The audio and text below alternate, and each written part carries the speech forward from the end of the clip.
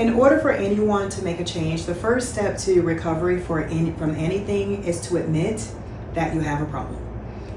With the narcissistic character traits, and with them feeling the need to be entitled, to be in control, and that they know better than even the therapist that they're speaking with, they don't see a problem. Even when they're in the therapy sessions, they're seeing flaws from the therapist. They're calculating or giving themselves ideas. What, they don't know me. How would they know? So they're only in therapy just because it appeases the person, their partner.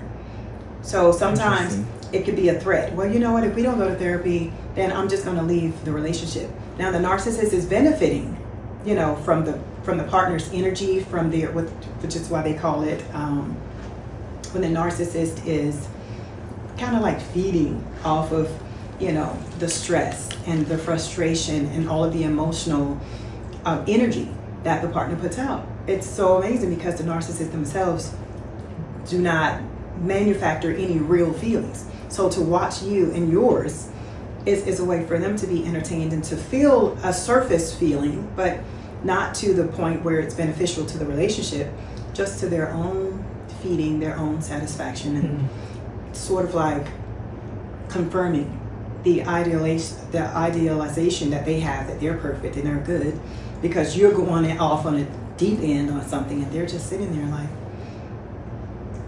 why are they doing that? Like this is crazy. So in order for a narcissist to actually get help, and nothing is absolute, so I'm sure that there are some narcissists who have had therapy and have recovered and may have cleared and just really noticed some things, but they have to want to get the therapy. They have to see that there's something wrong. They have to really feel something deeper than their idea of a perfect relationship. So in order for them it's almost like a mindset.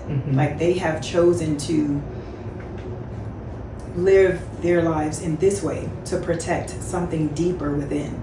And if it's embarrassing, or if it's sad, or if it's shameful, they don't want to go back there. But in order for them to heal, they have to go in there and get that out.